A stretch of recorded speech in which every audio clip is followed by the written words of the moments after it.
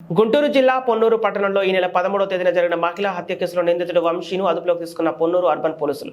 ఈ సందర్భంగా డీఎస్పీ ఎం రమేష్ మాట్లాడుతూ ఈ నెల 13వ తేదీన పట్టణంలోని 31వ వార్డులో అపస్మారక స్థితిలో ఉన్న ఒక మహిళను గుంటూరు ప్రభుత్వ ఆసుపత్రికి తరలించడం జరిగింది.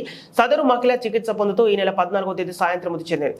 పొన్నూరు మండలం మన్నవ గ్రామానికి చెందిన మృతురాలు సునీత. నిందితుడు వంశీల మధ్య 3 సంవత్సరాలుగా అక్రమ సంబంధం కొనసాగుతుంది. ఇద్దరు వరుసకు పిన్ని కొడుకులు అవుతారు. మృతురాలు సునీత అక్రమ సంబంధం కొనసాగించడం నిరాకరించడంతో ఆమెను అంతం చేయాలనే ఉద్దేశంతో పొన్నూరు పట్టణంలోని ఒక పురుగుల మందు దుకాణంలో పురుగుల మందు కొనుగోలు చేశాడు. మృతురాలు సునీతతో బలవంతంగా పురుగుల మందు తాగించి వంశీ పరారయ్యాడని తెలిపారు.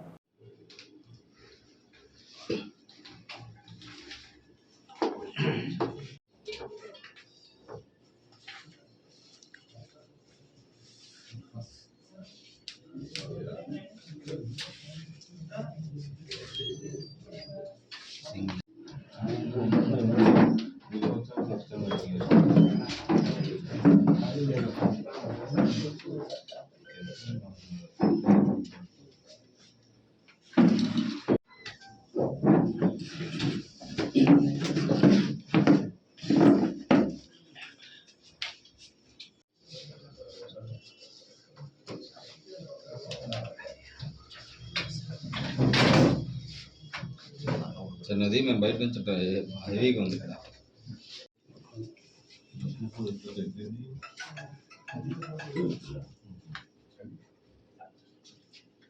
నా పేరు Ramesh, DSP Tenali. Tenali sub division పరిధిలో ఉన్నటువంటి పొన్నూరు టౌన్ లిమిట్స్లో మొన్న 13వ తారీఖున ఒక హత్య కేసు జరుగుతాం జరిగింది. మహిళా హత్య కేసు. ఆవిడ పేరు దమ్ సునీత. మ్యారేజ్ అయ్యి ఈవిడికి 15 years అయింది. 2 పిల్లలు కూడా ఉన్నారు. అయితే అదే గ్రామానికి చెందినటువంటి వరుసకి కొడుకు అవుతాడు, బావగారు అబ్బాయి. ఈవిడి మీద గత 3 సంవత్సరాల నుంచి కూడా ఈవిడి మీద కన్నేసాడు. కన్నేసి తనతో అక్రమ సంబంధం పెట్టుకోమని చెప్పేసి చాలా హెరాస్ చేస్తాం జరిగింది. దానికి ఆవిడ ఒప్పుకోలేదు. అయితే కొంత ఇన్ఫర్మేషన్ ఈవిడికి కూడా అతనికి అక్రమ సంబంధం ఉన్నదని చెప్పేసి పోలీస్ ఇన్ఫర్మేషన్ ఒకటి అది కూడా ఉంది. అయితే పిల్లలు కూడా పెద్దవాళ్ళు అవుతున్నారు. తర్వాత భర్తకి ఆవిడ కూడా గొడవలు జరుగుతున్న నేపథ్యంలో ఈవిడ ఆ కుర్రోడితో తెగదెంపు చేసుకోవడం జరిగింది. అయినా కూడా ఇతను పిన్ని అంటపడుతూ తన అక్రమ సంబంధం కొనసాగాలని చెప్పేసి అంటం జరిగింది. ఆ నేపథ్యంలో ఈవిడి వీళ్ళ పుట్టిల్లు పొన్నూరు, మన్నవేంటో అత్తగారి ఇల్లు అనమాట. పుట్టింటికి వచ్చేసింది 13వ తారీఖున.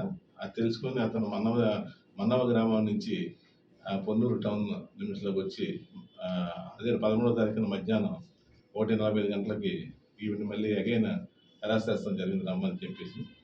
దానికి ఈవిడ నిరాకరిస్తే అదే ప్రీ ప్లాన్డ్గా అతను వస్తూ పాయిజన్ బాటిల్ తీసుకొచ్చాడు. గడ్డి మందు అని చెప్పి గ్రాస్ పాయిజన్ అంటారు దాన్ని.